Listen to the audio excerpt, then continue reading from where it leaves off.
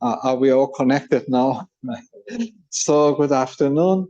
Thank you everyone for attending, and thanks to Danielle and to Miguel for making all the Zoom stuff and BrazWebinar stuff happen.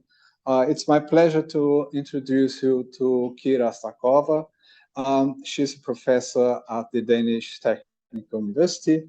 I'm going to skip the details of where she studied and so on, because this was quite well advertised during all the emails that you have seen.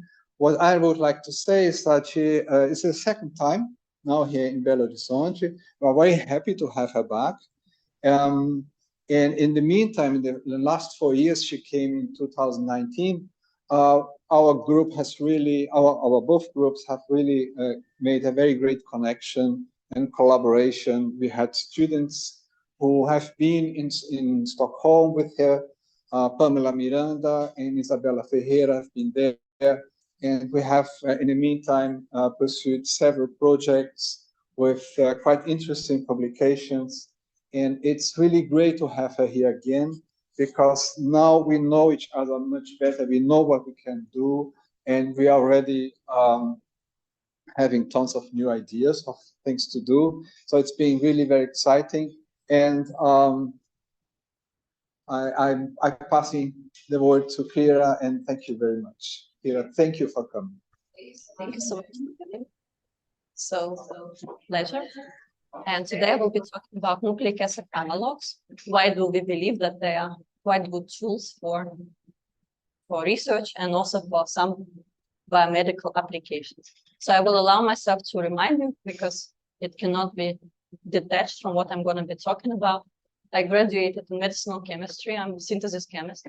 During my PhD, I changed towards natural compound chemistry. I finished my PhD in Denmark. You maybe have heard some fairy tales.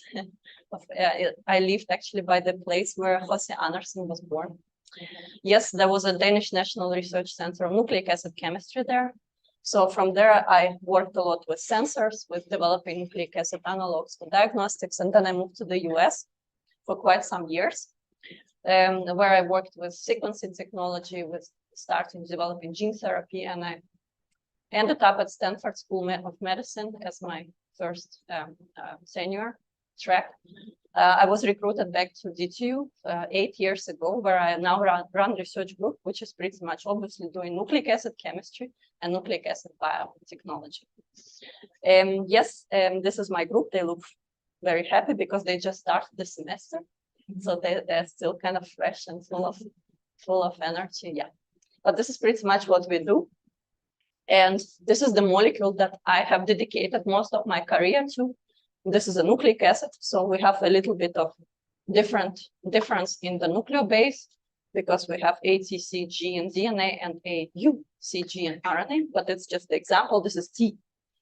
So there are 3 essential components in nucleic acids, if to look with an eye of chemist.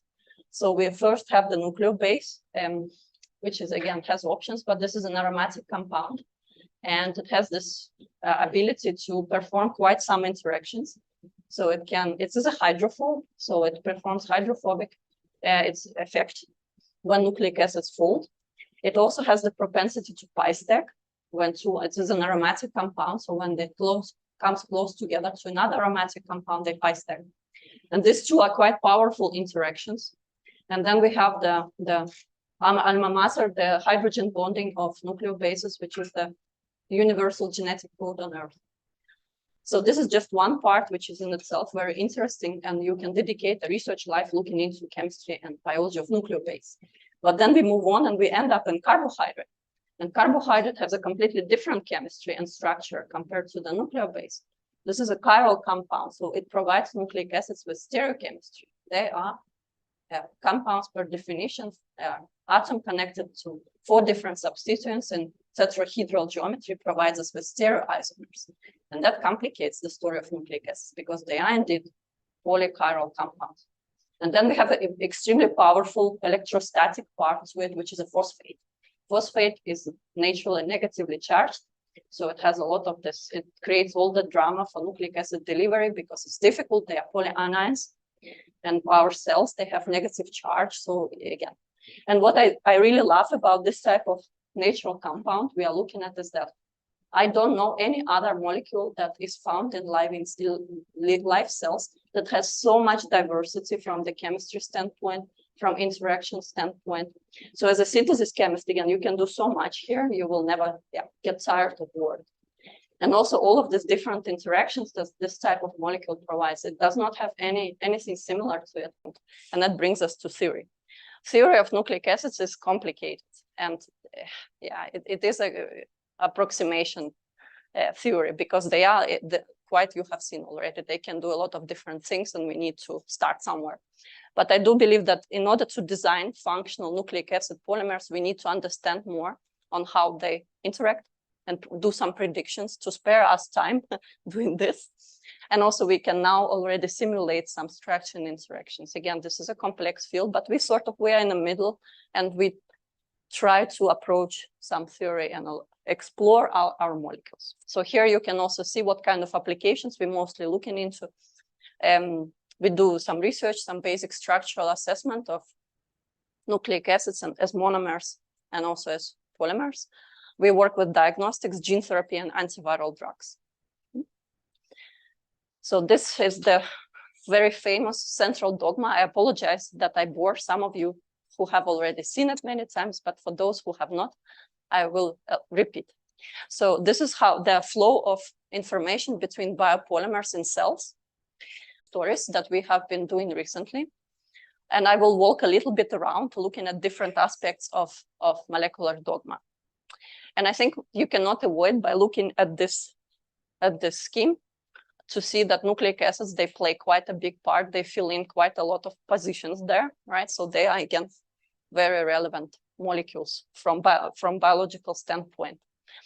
Also, one has to say that nucleic acids are quite abundant. They're not that abundant as proteins, but still they fill in around 5 to 7% weight of eukaryotic cell, dry weight, and you can pretty much find them everywhere. They're called nucleic acids because they're extracted from nucleus, but they're not only in nucleus, they are all over the place. This is what this slide is pretty much showing. Especially those regulatory RNAs, they are quite, quite spread around. Yes, so we have these different levels of organization. So the compound which is not phosphorylated, it's called nucleoside. Nucleosides, they are very common antiviral, anti-cancer drugs. So because I will talk a little bit more about it when we move on to our data. But pretty much it is a small molecule. It has a molecular weight before around 500. So yeah, one can consider it as a small molecule drug. Then when we go into polymer, we switch to nucleotide level of organization. There you have the phosphate bringing in these units together. And we all know that this type of helices, they are folding into the certain types. So when we have the DNA double strand, it's forming this B-type DNA helix. And then if it's RNA, then it is A type. This is pretty much, I'm citing Watson Crick in 1953. This is what they told us. And we are so happy about knowing that, one can say. I've already mentioned, I will stop a little bit on this again. Nucleic acids, they have a lot of different structural aspects that provide with rich interactions. So electrostatic interactions come from phosphate. And because of negative charge, they are very good recruiters of proteins. So because many proteins, they bear positive charge on especially lysine and some other amino acids. So the phosphate on nucleic acid is a recruiter for the protein, and they need a lot of protein interactions because, as you have seen in molecular dogma, never ever nucleic acid spends a time alone in cell. It's always binding to something somewhere, protein replicating or being transcribed or so there's a lot of interactions happening, and phosphate is actually a very major player in recruiting proteins for nucleic acids.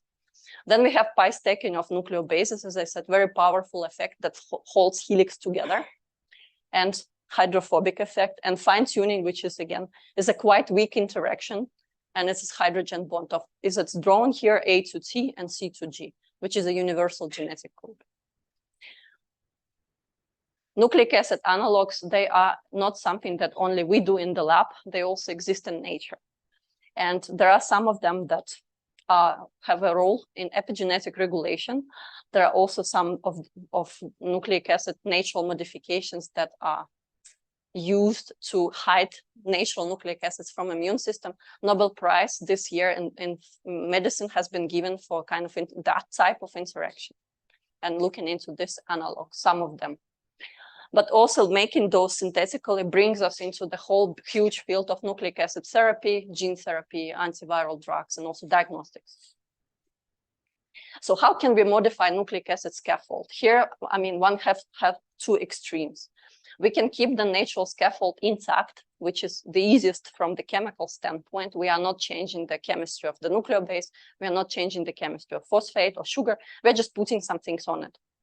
And this is a very good, so again, this is as it used to be. We are just X, Y, Z. We can put a fluorescent label. We can put a spin label. We can fluorinate it to run NMR, pop, you know. But again, the natural scaffold is kept. And then there is another extreme, which is so-called xenonucleic acids, XNA, where you have done so much chemistry, you completely changed. If you zoom in a little bit, you will see some of these analogs. The sugar is not ribose anymore, it's a hexose. Then we have some which are called morpholino, where the ribose is replaced with another organic compound. Nucleobase is gone completely, so changed. So this, again, two extreme situations. The first one is the easy go, where you can do a few, maybe 4 or 5 step synthesis and end up with an interesting analog. This is a hardcore many step synthesis where you spend years in the lab, end up having something, yeah. So natural scaffold gone. As a chemist, you pretty much redesigned it. And both of them exist and both of them are very useful. Depends on the application. Yes, so these are the strategies. Again, I said that using natural nucleosides is the very first way to do it. This is the easy one. You are just making some chemistry on the natural nucleoside. And this is an example which, again, I will not go through all of this with you, but this is called locked nucleic acid. It has been developed in Denmark for now over 20 years ago, and is believed to be one of the most successful nucleic acid analogs that have been developed to date. It is a sugar which has an interesting, the sugar has an interesting modification. If you pay attention, compared to ribose, it's bicyclic. So there is an additional CH2 and O, which creates the breach in the ribose and makes like additional cycle in it. The interesting thing is that when you do that, then the stereochemistry of the ribose is changed, and it mostly, so we have the sugar chemistry I've mentioned. It's a chiral compound. It's all CC single bond system. So for the DNA, we know that we have the particular sugar configuration. When we go to RNA, it flips around, and the LNA has this RNA-like sugar stereochemistry because of this additional breach that has been synthetically created. So what happens to oligonucleotides that are having LNAs, that they have very high affinity for the target, which is good for many applications, for gene therapy, for diagnostics, and also it increases the specificity. And we have been collaborating with Gerald for quite some projects, trying to understand better what is LNA doing to the structure of nucleic acids. It's still work in progress. We learn more, but again, it's quite an interesting molecule in terms of impact on nucleic acid strength and also specificity of interaction.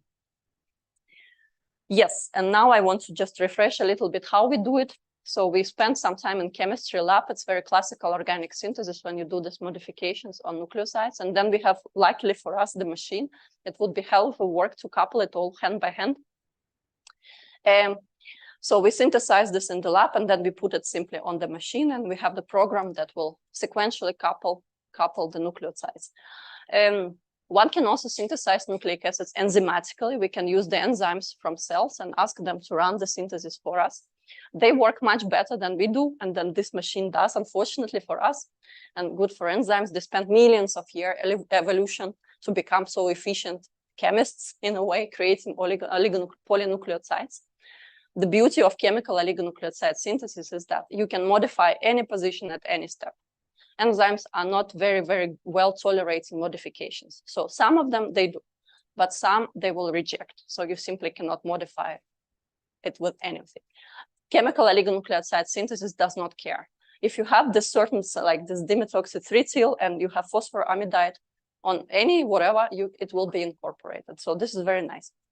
And then of course, I cannot avoid saying that because of building of this machine in 1980s, the Human Genome Project has been initiated because it uses a lot of synthetic oligonucleotides, and they have been synthesized on machines like that. And in 2003, it was completed. So, and NGS is abbreviation for next generation sequencing. So as a product of all of this work, people learned how the human genome is looking like, what is the sequence of the nucleotides, and I think in the very beginning of the road, understanding all of the aspects on how human genes function and what is going on there. But one has to say that, again, there is a bit of competition between enzymatic synthesis and chemical. There is no universal solution to all of it. So sometimes we do enzymatic, sometimes chemical. But chemical, again, if you work on modifying the nucleotides, especially those I showed you earlier, this X and A heavily modified nucleotides, they would never be accepted by enzymes. So you have to run chemical synthesis. So yes, so this brings me to the very first project. So I chose 3 recently completed projects I wanted to share with you. And the first one deals with the short tandem repeat probes. So this is the project which is sort of resequencing. So where we have used some modifications in order to track some specific sequence parts of human genome. So what is a short tandem repeat is the part of human genes, which is extremely short by definition. There are only 5 nucleotides on average. And when gene goes to this STR area, you have a lot of repeats of the same sequence. So when you pick up the sequencing data from a person, you will see quickly where these STRs are, because again, there are very few short sequences and they keep on going. You can have 20 repetitions, 50 repetitions of the same short nucleotide sequence, or 100.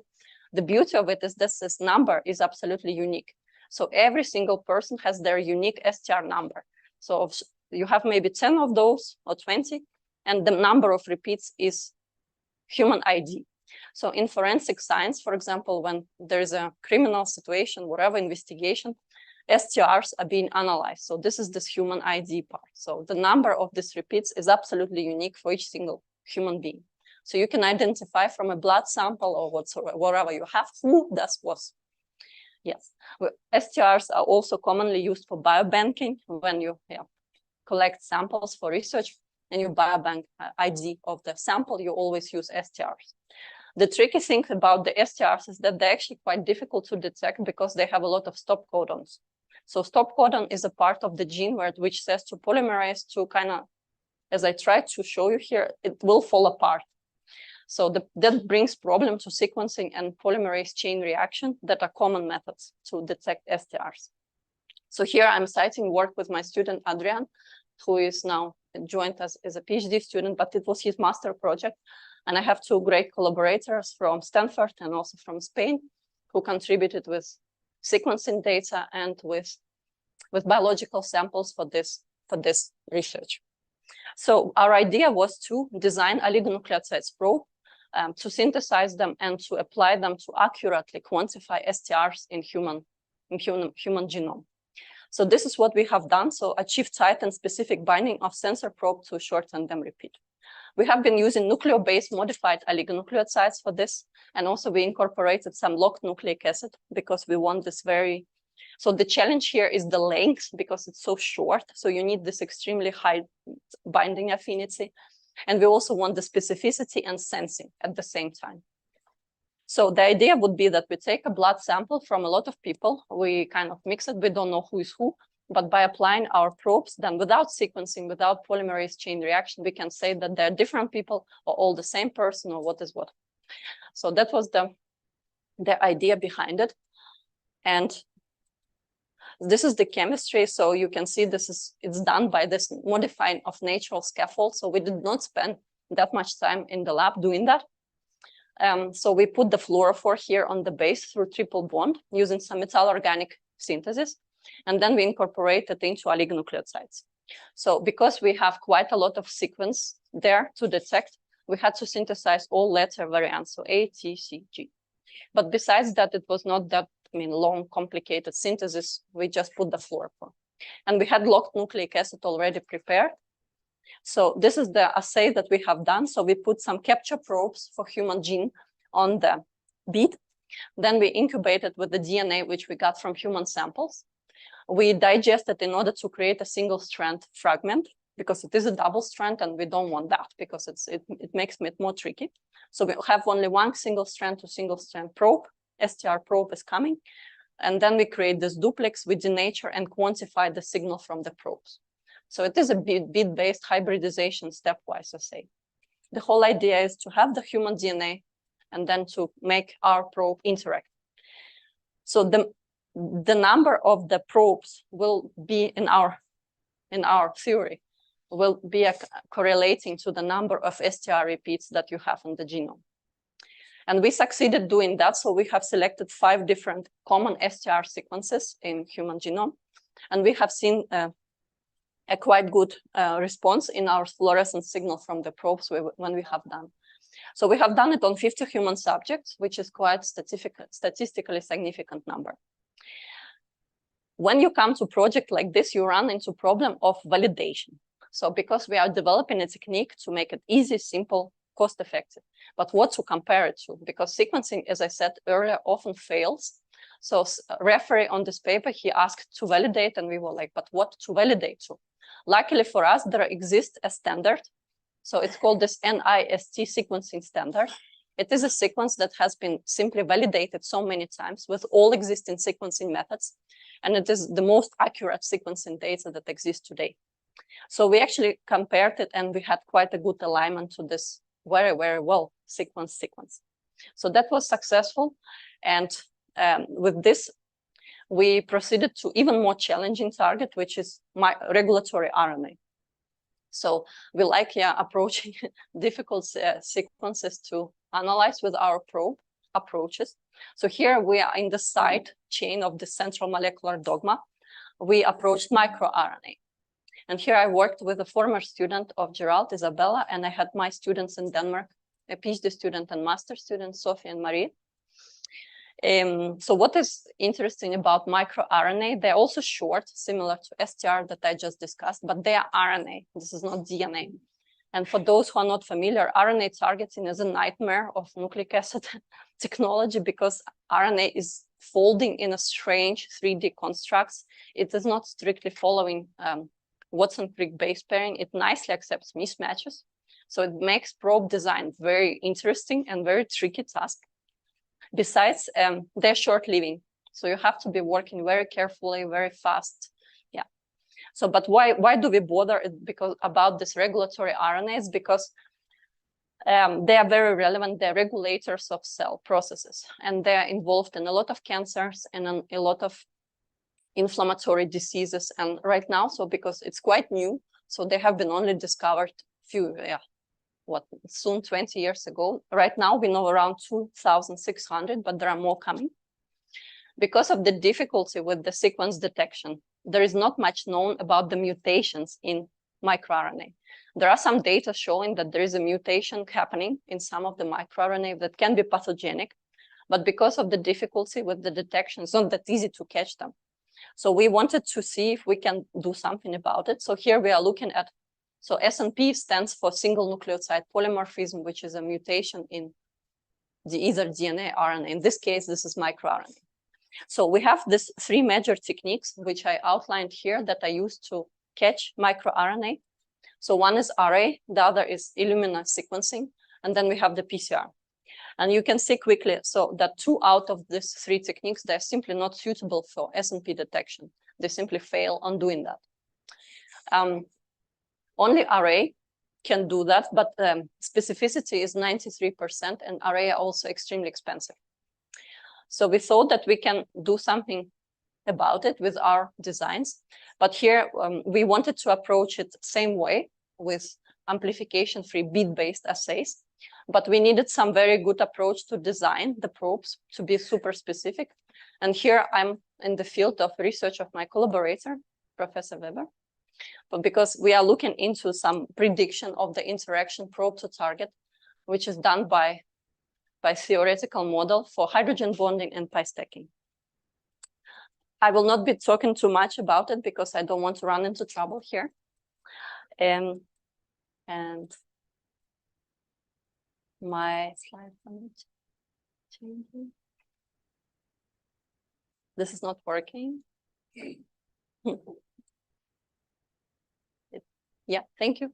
And then, so the idea was to get some clinical samples. Here we are going to be talking about cancer. And by predicting this, design very efficient probes that are so effective that they can even recognize one single replacement in microRNA, bring them into this beat assay, and then validate if these mutations that we find for the first time, no one has ever done that, if they correlate with cancer stage. So these are all the probes that we have designed. So here pluses stand for locked nucleic acids. We do like using those because they help to make tight binding and also high specificity. We biotinylated, so BT stands for biotin, which is a way for us to attach the probes to the beads. Beads are streptavidin coated, and streptavidin and biotin is a very strong interaction that allows us to put the probes on the beads. So yes, so now we run this assay and we put our designed probes here on the bead and we incubate it with a blood sample, which has microRNA. And then we detected by adding some additional fluorophore that only binds to the double-strand RNA to DNA. So, and then we started being able to see them. So this is the wild type microRNA target. And then again, all of these variants from C2 till C13 are mutants. And here we were very excited because, again, by benchmarking it to qPCR or to sequencing, you don't see any of it. It just fails. But here they came. And again, the question what to benchmark to is a good one because that obvious problem. If the PCR and sequencing fails you there, then you don't have much. We had to redesign primers for qPCR in order to run our own PCR to validate that technique works. Yes. And this is quite low number of data again. So all of this, I must say, all of these projects, they are ethically require quite a lot of permits because we are working with cancer samples with all of this. So we could not get that much data on the patients, but we could easily see that from this small, again, we need to do more, but we could see that the number of mutations in sample correlates with the cancer stage.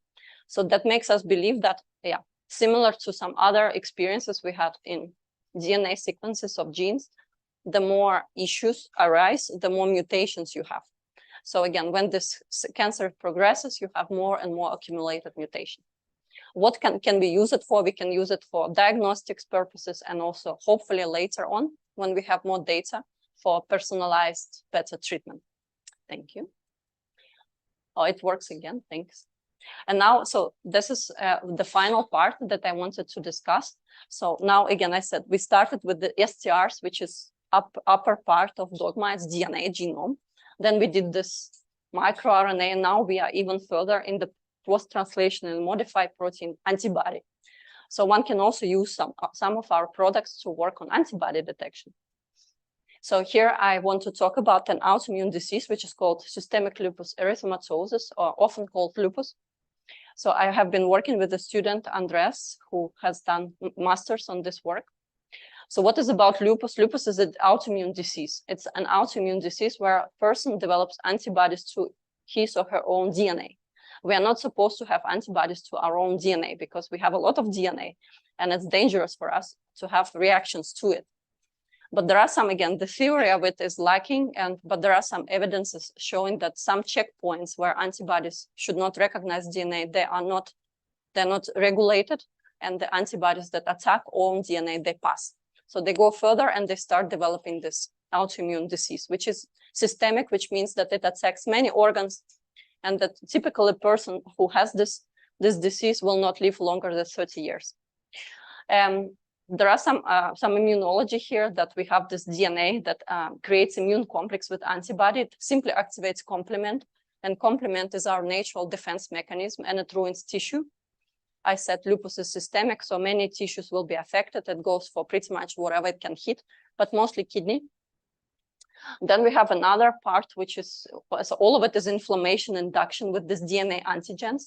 So we have a lot of DNA all over, so it's not normal for us to have this reaction. But because of abnormal regulation, these antibodies, they can do all of that.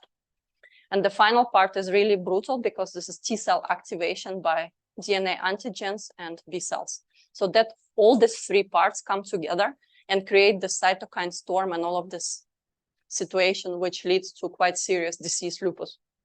So what we have done, we looked a little bit into current standard of care. It's not very good. So there are only some side effect management, and quite often people with lupus, they need a kidney transplant because of this first pathway, this complement activation, that the kidney is ruined. So it needs the transplant. And there are some side effects management, but it's again not very effective. So what we have thought about is that we wanted to develop nucleic acid antigen that can specifically bind to antibodies in lupus and block their further activation of immune system. So we have done some of this work previously. We looked into the structure. So we have been trying to use LNA there. It actually doesn't care. So this is the story where LNA is not helping much. It pretty much needs just a specific sequence. But we found two interesting sequences that are quite different from each other. We called one D4, the other one D5. And we found that this specific DNA, 1D4, is very related to skin autoimmunity, like psoriasis or scleroderma. But the one specific sequence, which is called D5, and we see components of it on this model, is very lupus prone. So it recognizes specifically antibodies only in lupus sera and not the other autoimmune controls. So we thought that we can process and make a sort of scavenger out of this D5 sequence in order to block pathogenic antibodies in lupus. But I think it's also very interesting to say that this is the first case where we have seen that autoimmune diseases, they have antibodies to nucleic acids, but they have different sequence preference from different disease. So one likes that type of nucleotide arrangement and the other one prefers the other. And that was a very clear definition. So we are right now about to write about the scleroderma nucleic acid antigens, and we have already published on lupus. So our idea was, again, if you try to use a nucleic acid as a therapeutic, you will quickly be disappointed. And it's been historical major disappointed. Nucleic acids have issues. If you just try to inject it into blood of someone, the first thing that will happen, it will meet our immune system. And the immune system recognizes nucleic acids as virus coming. So it will make, of course, all of this attack on it. Another thing is that they're not stable, so it will be ruined by enzymes, DNases, RNases, everything will. So we have to protect it from degradation somehow, and also from immune system. So we have been working on some nanoparticles, abbreviated NP, and aptamer is the sequence D5 that we have developed to target antibodies related to lupus. So this is our objective here, is to synthesize and test for now in vitro these nanoparticles that contain aptamer that recognizes specifically antibodies interacting with the antigens in lupus. So we believe that they can be scavengers for these pathogenic antibodies. They simply can bind them and prohibit further pathogenic effect. So this is some synthesis. We are using sugar formulation, and we add some of our antigen. This is a two-component system. We have hyaluronic acid and chitosan. They form nice complexes with nucleic acids, and they protect them from degradation from immune system. So this is some of the results. We have now synthesized quite few of them, have looked at their size, at their polydispersity, and also how much of the DNA can you load in this nanoparticle. And for now, what we have done, we have designed them, we synthesized them, and achieved the values that we want for the size, polydispersity, and also the load of the DNA into nanoparticle. So what are we going to do now? We will test the stability and also antibody binding. So with this, I want to say that we are, continue a little bit what is going on now. I did not show much of it, but many of our new analogs are tested as antivirals and also anti-cancer compounds. We work with CRISPR-Cas9, which is a gene editor. And this is a follow-up from, I guess, the third story that I talked about, is the interaction between the amino acid and nucleic acid monomer, which is very interesting, very appealing, and I hope manageable, maybe theoretical as well. And we also want to develop more of the nucleic acid reagents for targeting proteins. I want to, this is my acknowledgement, so I want to thank the people who have been working on this project. And this is one of the most favorite parts of Copenhagen. It's the Little Mermaid. The funny thing is that machine that we use for oligonucleotide synthesis is also called Mermaid, although it's American. I don't know why, but it's kind of fun, right? And then I have a lot of collaborators that, again, all of this work requires human samples, and it's I guess a good thing, but they're not that easy to get. They come from hospitals all over the place, all over the world. So I appreciate that a lot. I want to thank DTU for providing us with the facilities and all the necessary resources to have my funding here. We are funded by Danish National Research Foundation, Innovation Fund Denmark, and a few DTU programs for PhD students. I also want to specifically thank Professor Weber for inviting me and bringing me back to UFMG. It's a big pleasure to be here. Thank you. And all of you for your kindest attention. Thank you so much for listening, and I will be happy to answer on your questions. Thank you.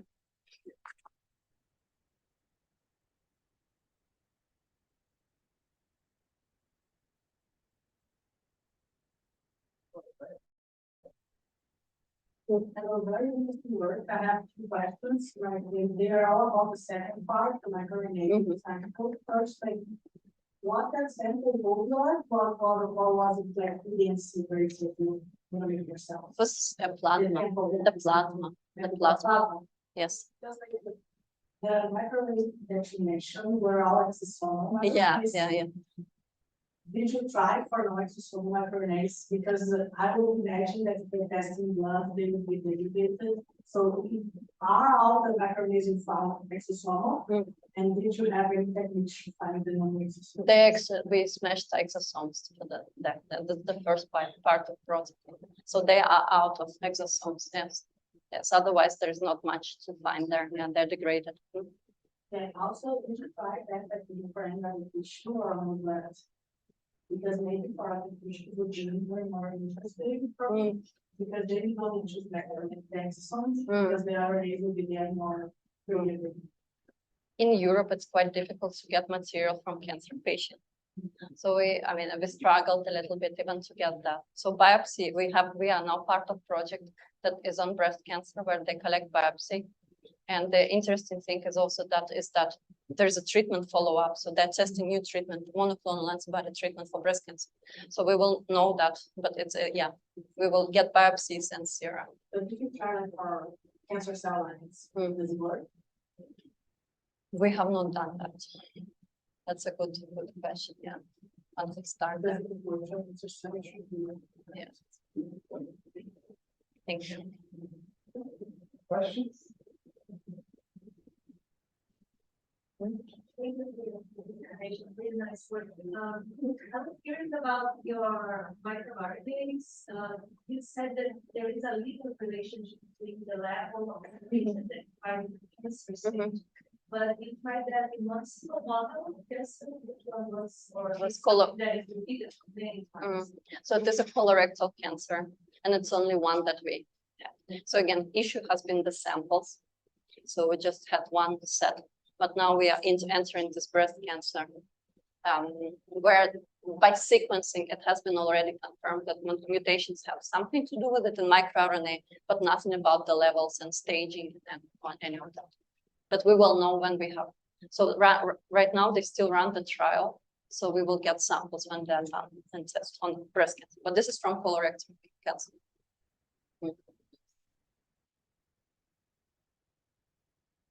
Questions? I would like to tell that some more 50 people were removed besides this great audience here. I would like to ask you if it's possible to modify the nucleic acid like for an RNA, like we could pass through the ribosome, but it would last forever. The RNA that will last forever. Yeah, it's modified with the molecule, but it would still work as an RNA in the sense that it will be translated.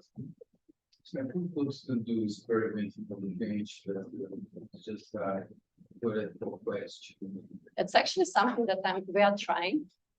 I'm not allowed to speak much about it because it's a collaboration with Novo Nordisk.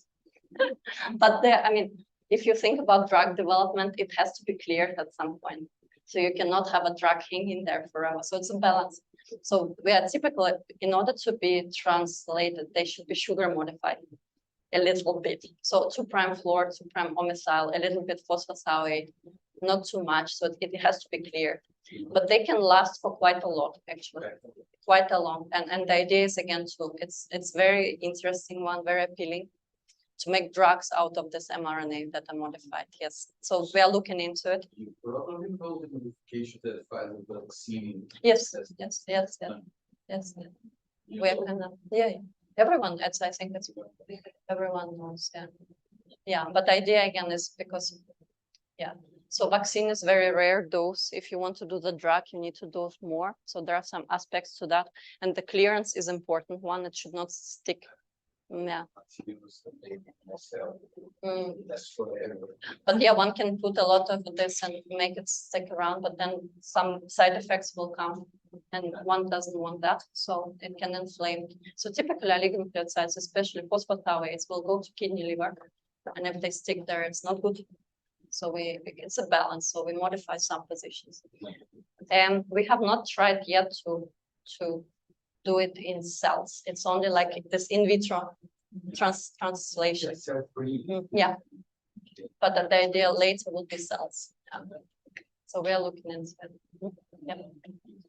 It is. I mean, and I will see if it will make it through. Yes. And I would like to understand if you are already trying to see how these animals impact the genome organization higher level.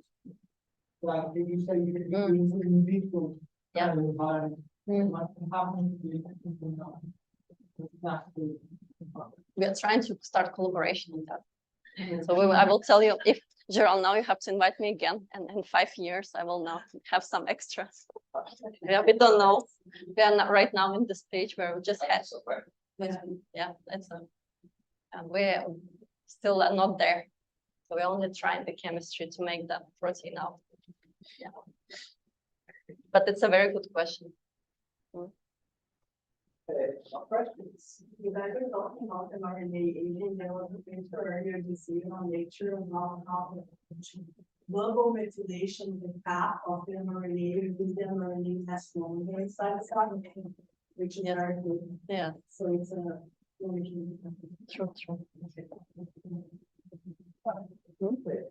So I think it's hard to ask today.